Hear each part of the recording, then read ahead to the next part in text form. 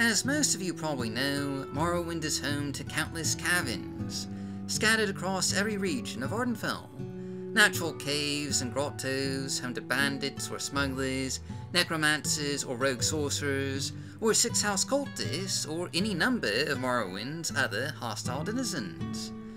But if you've played Morrowind for any length of time, the prefabricated and plain nature of these caverns has doubtless become all too familiar. Made all the worse if you have any experience at all with the workings of the construction set. The pattern of familiar cave tile set pieces, which provide such a limited dungeon delving experience, particularly lacking in realistic cavern details, can just become a bit tiring after a while.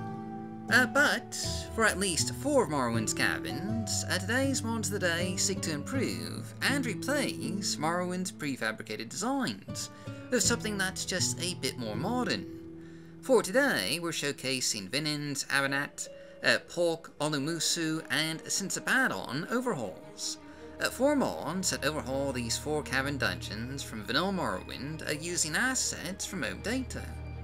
Like with Vinen's Adamasartes overhaul, which we've showcased in a previous Mod of the Day video, these 4 mods set out to largely preserve the layout of these vanilla caverns.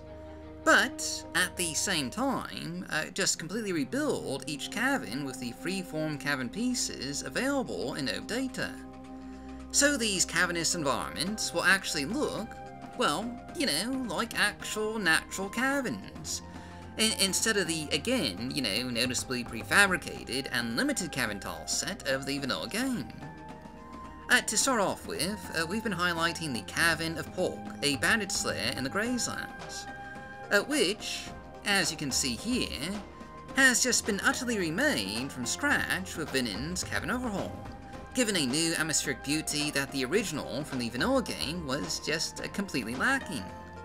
This cavernous environment is a much more visually exciting experience, with a bit more variation in height to the cavern chambers, and much more natural walls and passageways. And unlike with Vinen's Adamasartes overhaul, there have been just a few new additions made here and there, with a few more containers and some new loot from OBE data. But otherwise, this overhaul poll keeps pretty much just the same NPCs and the same overall layout as the vanilla game. And in fact, you can see the original Dungeon of Pork from the vanilla game right here, just as a comparison. The layout is pretty much exactly the same, but obviously, the cavern is nowhere near as detailed, with boring, plain cavern walls and the same old limited cavern tile set from the vanilla game. I mean, it's not a terrible looking dungeon, you know, with a few graphics mods and, you know, just added in, but it really can't compare to the major improvements made by Vinen. Next though, let's take a look at the overhaul for Sinsabadon, a tiny little pirate/smuggler's lair on one of the many islands of the southern Azura's coast. And this one is, honestly, probably just my favourite overhaul by Vinen so far.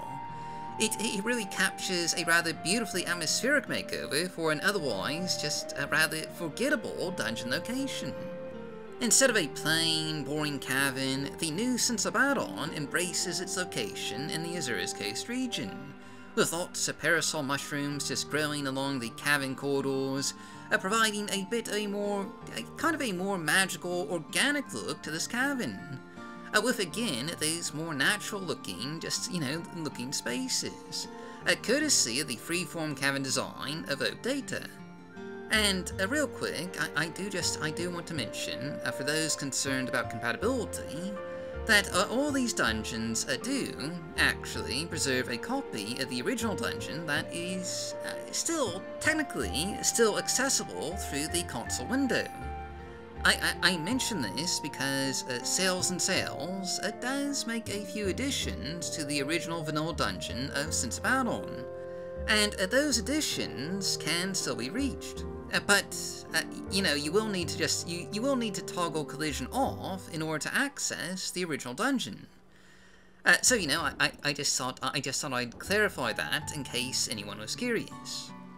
Next up though, we're going to take a quick look at the dungeon overhaul for Uamusu, one of Morrowind's smallest dungeons, though notably not the smallest. That dubious distinction and claim to fame belongs to the Lurvu Ancestral Tomb, a dungeon with only 2 small rooms, despite the fact that the Lurvu is one of the largest families in Morrowind. Honestly, you know, sometimes it does feel like Bethesda was trying to pull a prank just with some of these ridiculous dungeon sizes. But before I go off on just yet another rant about Morrowind's dungeons, Uamusu is a tiny bandit lair found in the Ascadian Isles region. Most of you are probably familiar with it, just, you know, to some degree, since there is a quest associated with it, but otherwise, it's not exactly what you would call a memorable location.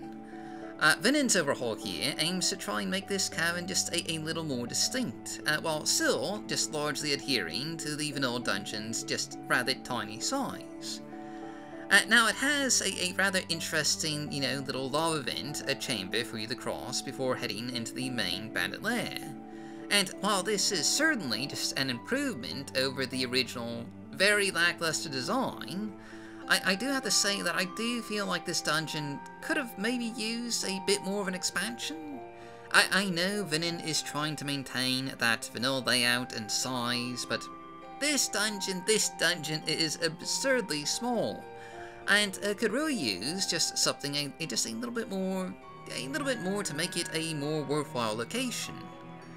But anyway, the final dungeon overhaul here is Vinen's Abernatth, a smuggler's cave in the Bitter Coast right next to Gnar Mok.